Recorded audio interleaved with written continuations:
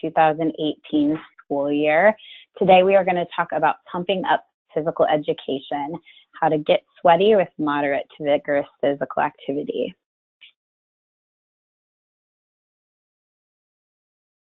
My name is Hannah Laughlin. I am the Director of Field Operations here at Action for Healthy Kids.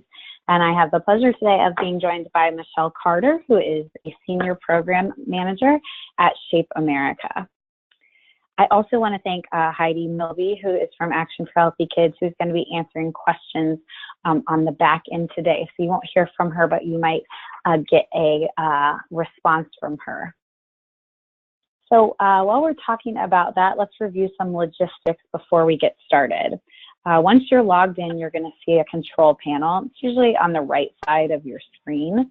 And you can use your telephone or your speakers to listen to the presentation, but everyone is muted today just to avoid static and background noise. There is a dialog box, however, at the bottom of the control panel. So you can type any questions that you have into that box as we're going along, and we'll get them answered later in the presentation at the very end, or we'll follow up via email if we're not able to get to them all. This webinar is being recorded, and links to the recording and the handouts will be sent to you tomorrow. So no need for you to take a bunch of notes wildly or anything like that. You will get these slides. So to get started, I just would like to give you a little bit of background information on Action for Healthy Kids.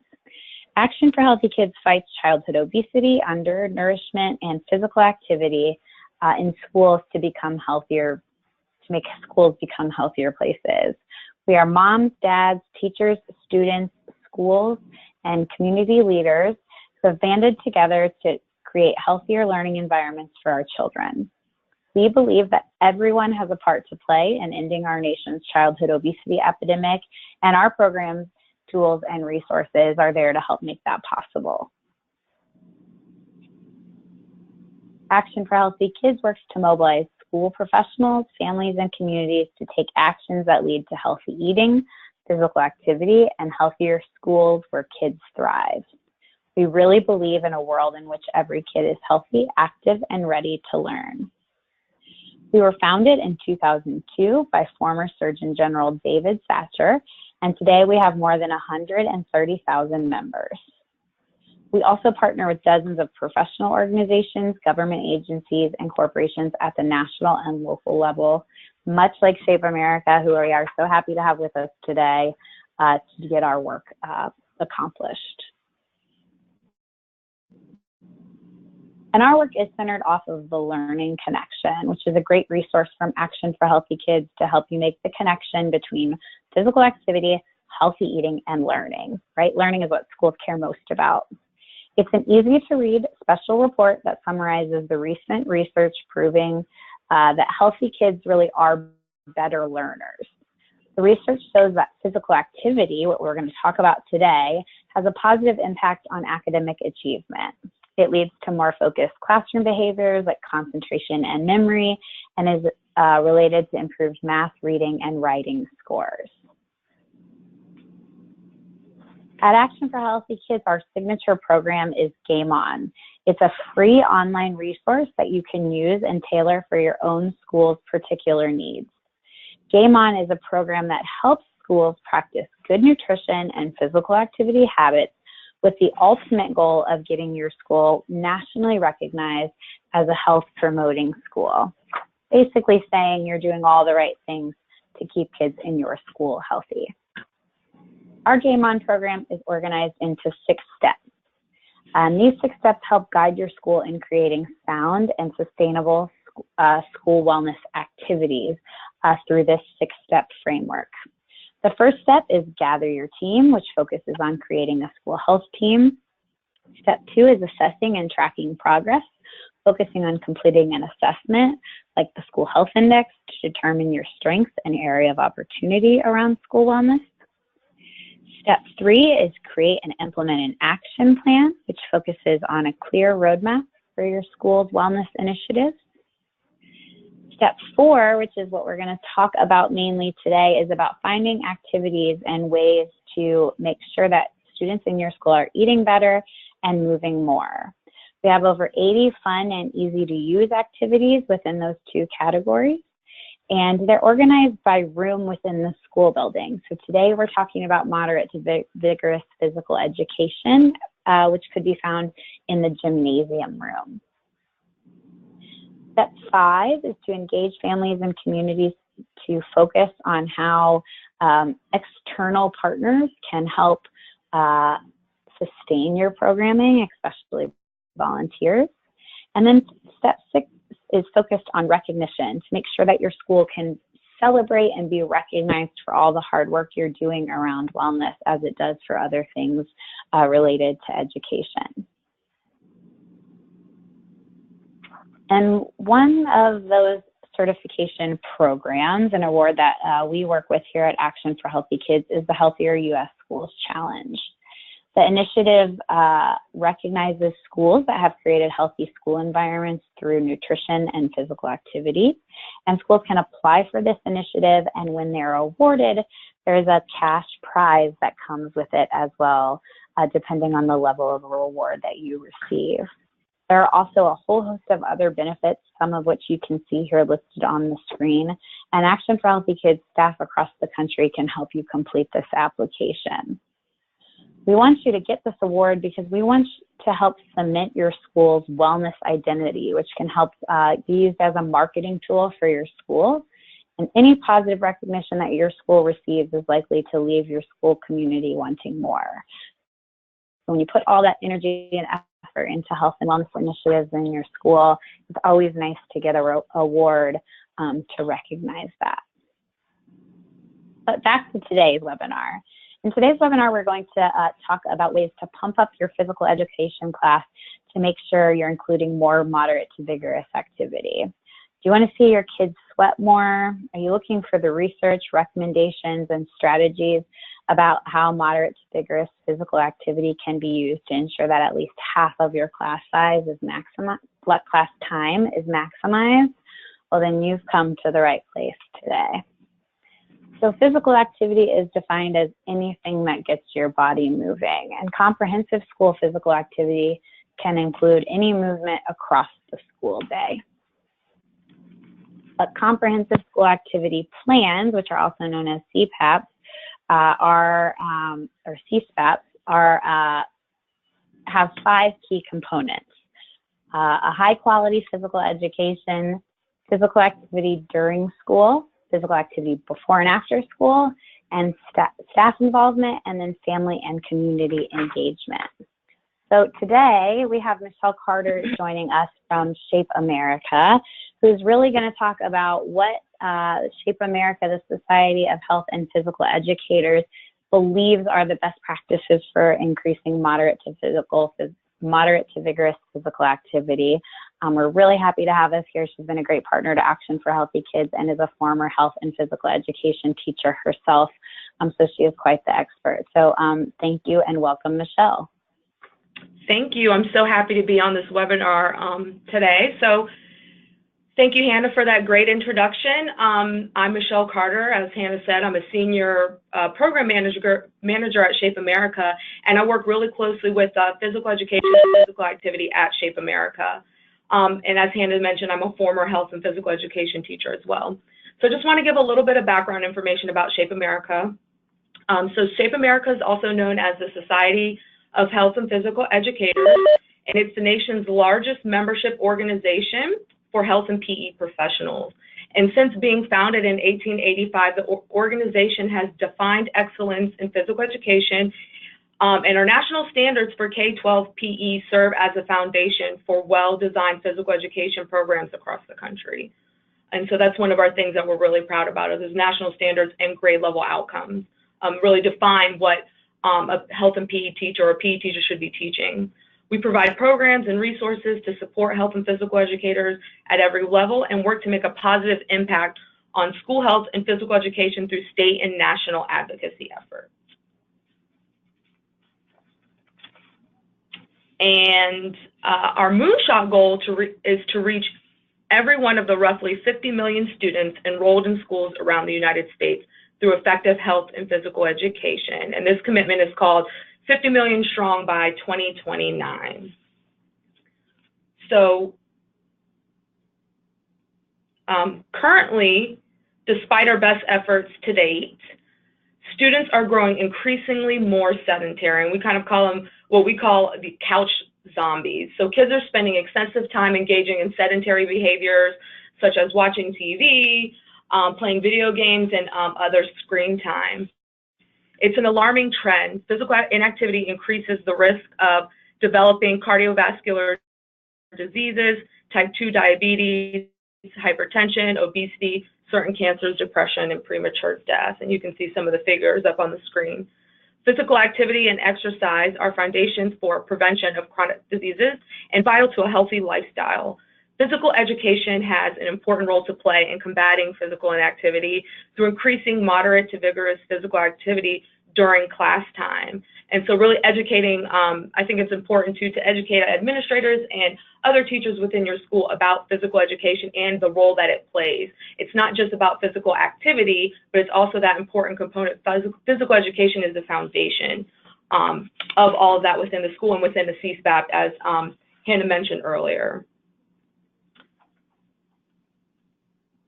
So the physical activity guidelines for Americans recommend that children and adolescents participate in at least 60 minutes of moderate to vigorous physical activity daily in order to attain health benefits.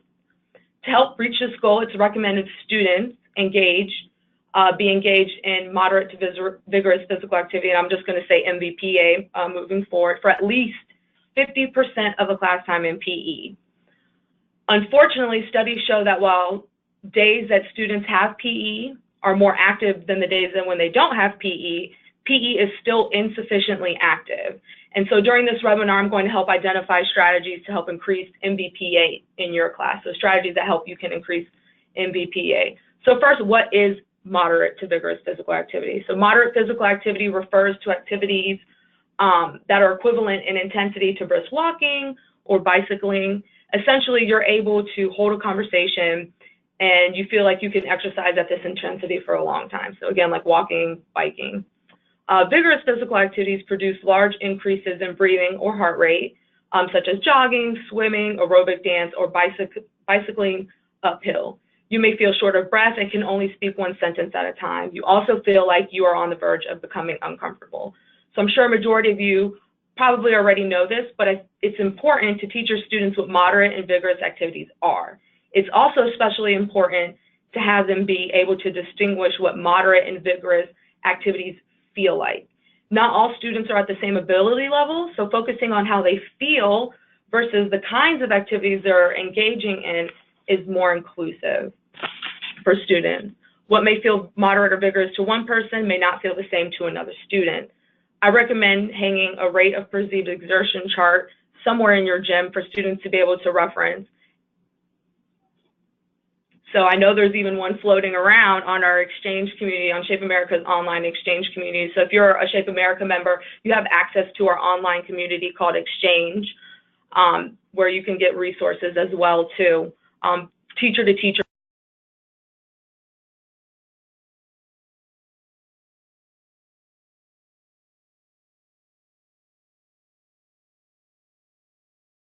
Oh, Michelle, did we lose you?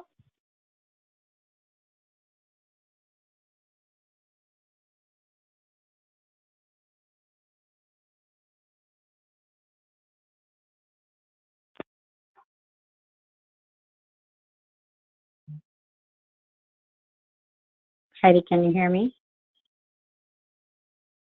Yes, I can. I think we may have lost Michelle. Okay. All right. Well, I'll pick up where Michelle left off, and when she comes back, we can turn it back over to her.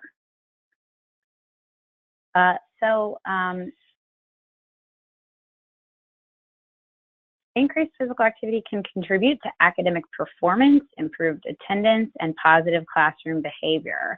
So increasing MVPA and PE has the greatest potential for increasing health benefits for students as it generates more energy expenditure, contributes to obesity prevention, and muscular and bone development. It also reduces anxiety and stress, improves self-esteem, mood and concentration, and reduces the risk of chronic disease. Hello. All right, I'm so sorry. For some reason, the computer, I don't know, my phone got disconnected, so I really apologize. So I think the last thing that I was talking about was the rate of perceived exertion chart, which I'll mention later also in the webinar, but this is really helpful if you don't have heart rate monitors, but it helps students stay focused on what intensity level they can be on during activities during class. So the benefits of moderate to vigorous physical activity are obvious, and research tells us this. So there's increased physical activity can contribute to academic performance, improved attendance, and positive classroom behavior. So that's important to share. That's a nice fact to share with your administrators. They really care about those kinds of things, or even classroom teachers. Increasing MVPA and PE has the greatest potential for increasing health benefits for most students, as it generates more energy expenditure, contributes to obesity prevention and muscular and bone development, reduces anxiety and stress, improves self-esteem, mood and concentration, and reduces the risk of chronic disease. Increasing MVPA provides more opportunities to meet other PE goals, such as motor development, increased fitness, skill enhancement, and positive social interactions. And I'm sure most of you can relate, being time is usually an issue for us, for PE teachers, and having students engage in MVPA, 50% of your class time allows them to get the increased health benefits in less time. So you're able to achieve more in terms of health within a less amount of time.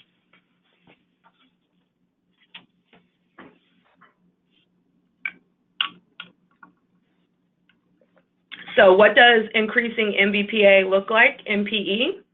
I'm going to go over some broad strategies that you can take back to your classroom and adapt them to suit your students' needs. The foundation, I think what's really important to help increasing MVPA is having strong procedures and routines in place.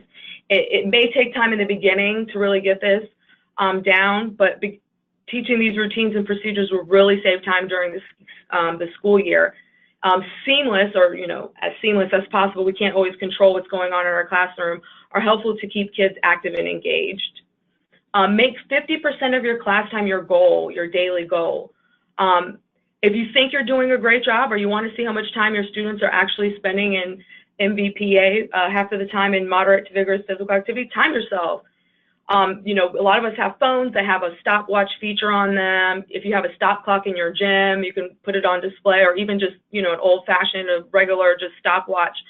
Every time students are active, just let the clock run, and when activity stops for whatever reason, stop the clock and see how many minutes at the end of a class period that your students were actually active. I think that's really kind of insightful to be able to really actually see how much time students are spent in moderate to vigorous physical activity. And once you do that, reflect on those practices, reflect on what you're doing, and determine ways you can improve your practice to cut down on talking time, or how you can tighten up procedures. If you time yourself, you'll have a really good idea of the areas that may need improvement. And sometimes they're not always obvious to us. We think we're really meeting this, but timing can really help that. Timing yourself can really give you a realistic picture. Make MVPA a focus of your class. So communicate your goal with your students. So you're making a daily goal, tell them that every day you want them to be as active as possible. Have students know while they are in your class, you want them to move as much as possible. I mentioned in the beginning that it's especially important to have them be able to distinguish what moderate and vigorous activities feel like. Not all students are at the same ability level. Focusing on how they feel is really important. Again, just kind of reiterating that and talking about that chart and kind of giving them somewhere to reference. Where am I? What levels am I at? And communicate the health benefits with them. Why is it important to move? What do they get out of being physically active? What benefits do they feel immediately? And start the class with an instant activity. And this again goes back to that first point that I made with having those strong procedures and routines in place. Have a few instant activities that are your go-tos. Teach them at the beginning of the year that you can just rotate through. So one way to do this is to have like 4 or 5 instant activities on a poster or a bulletin board in your gym somewhere. And when students come in, they already see which instant activity they need to do. And if you laminate it, you can circle it with a dry erase marker, or, just put a sticky note. And so I'm just going to give you some examples now about some ways about the chart that I was mentioning earlier. So I made some examples to kind of show you what I'm talking about. So I made a sample poster, infographic poster that can be hung up in a gym. And we'll wait for it to show up. And so this is kind of that rate of perceived exertion chart. And here I kind of made emojis that are popular right now with kids. And I kind of just told them where they can be at. And this is a really good reference point to share with your students to use this, especially if you don't have the heart rate monitors. Where are you? You should be at the moderate. Are you vigorous? Is it light? Is it very hard? Are you using your max effort? It's really nice for them to be able to visualize and see what they're feeling. This right here is the chart that I was talking about of instant activities of the day. I just went online, I kind of quickly pulled something together. These are really simple instant activities, so they can go with any lesson, no matter what you're doing that day. And then I put a little star to just kind of like, if students were to see this, they would know that walk and talk is the instant activity that they'll be doing that day. And you can change them or rotate them however you see fit. You don't have to use this every day. If you have another instant activity that's more skill specific, then you can use that too. But this is always a good go-to to have. And then you kind of have it already planned. It makes planning easier as you're going through. And you can change the pictures and kind of make it to suit your needs. And this also helps with students when you have pictures or images. This helps with if you're using the littler kids like kindergartners, they may not know how to read yet, or students who just may have some kind of a disability or need visual accommodation.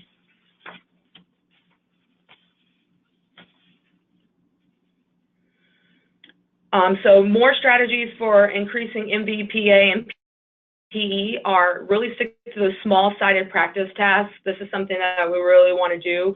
The smaller the groups are, the better if you have it. And then I know equipment can be sometimes an issue. We may not have enough equipment to accommodate those small ratios.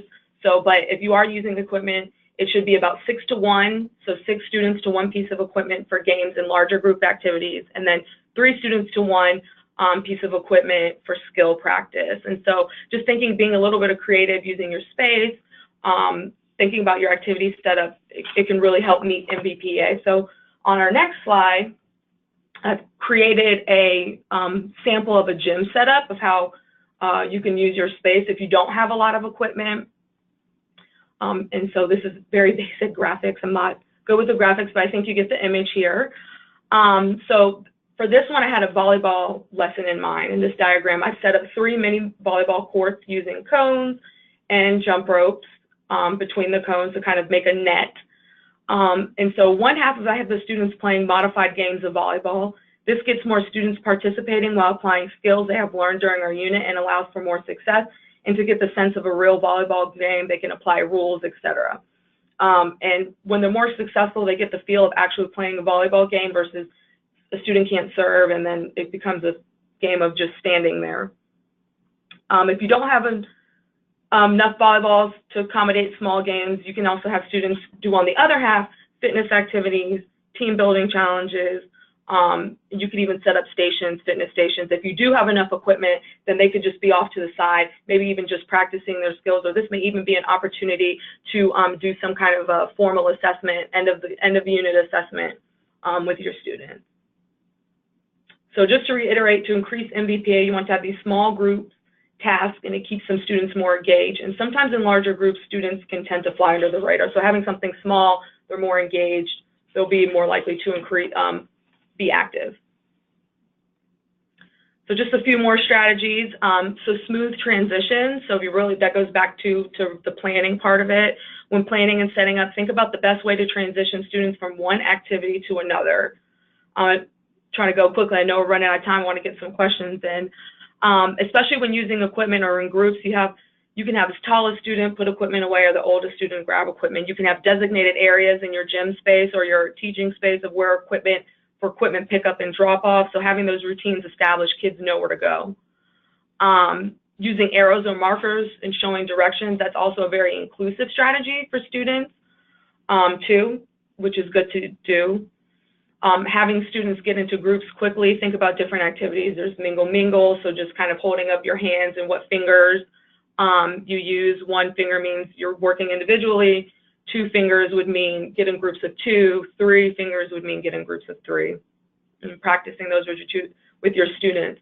There's flashcards, so if you want to incorporate something outside, you just have, you have flashcards set up. You can do opposites, so we're working with younger students, tall, short, matching the opposite, big, small, that sort of thing. And one thing that's really helpful increasing moderate to vigorous physical activity is talking concisely and giving brief instructions. Break down instructions, maybe only give 1 or 2 steps at a time, have students practice or complete a task, you pause, give more instruction, and have students come back. This is also another great inclusive strategy. So you may be helping increase MVPA because you're having students be more active, but you're also helping students who have problems with paying attention or understanding instructions as well. So you're kind of killing 2 birds with 1 stone. I know it can be hard at times you want to say a lot and really have the students understand, but try to break down your instruction. And lastly, engage your students. Make it interesting for them. Ask them what they want to do, what kinds of activities they're interested in. Maybe connect with the teachers in their other classes and see what they're doing, see if there's any kind of connection. So sorry about that little snafu with being disconnected, but thank you so much for having me, and I hope some of these strategies are helpful. Awesome. Thank you so much, Michelle. I know we're near the end of the hour, but we'll take about 2 or 3 minutes worth of questions. Heidi, do we have any? Yes, we have one question that just came through from Tammy. Are there resources and activities available for preschool or pre-K age children? So currently, if you look on our website, we do have some early childhood activities that are available. And I can have the link available to give it to Hannah, and she can have it available in the follow-up. But we do have some early childhood activities that can be used for the smaller ones. Yeah, I saw that on Shape America's website earlier today. I was looking as well. So, Tammy, we will be happy to include that in the follow-up email. And that is actually one of our focus, too, with Shape America. We want to provide more resources around early childhood, and we're looking to start developing pre-kindergarten physical education standards. Awesome. Great, thanks. Perfect. Heidi, any other questions? We had a question come in, couple of questions. Just a quick reminder, the slide presentation will be available for folks that are interested. And then the other question is, can you recommend any brain break links for the classroom? That comes from Mary. So I know that Go Noodle is a really good place to get some brain breaks to share with teachers and such. So I would probably start there. They have a lot of good resources. I talked about our exchange community too, really kind of working. I know with teaching, sometimes it's a lot of like asking other teachers for what they have. Our online community has a lot of good resources as well, working with other teachers to see what kinds of brain breaks they have. And I'll send some to Hannah as well to include in that follow-up. And Mary, I know Hannah referenced our Game On program. There's lots of brain break ideas there as well. And if you visit Action for Healthy Kids' Pinterest site, we also have a lot of great ideas and resources there as well. Hannah, those are all the questions that have come in. Awesome. Well, thank you for everyone for participating in our Wellness Wednesday webinar today.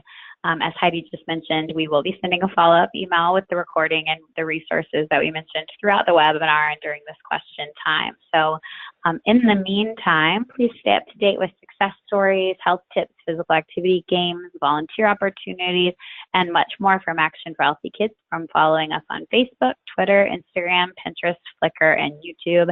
And I know Shape America also has a lot of social media outlets as well, so look them up as well.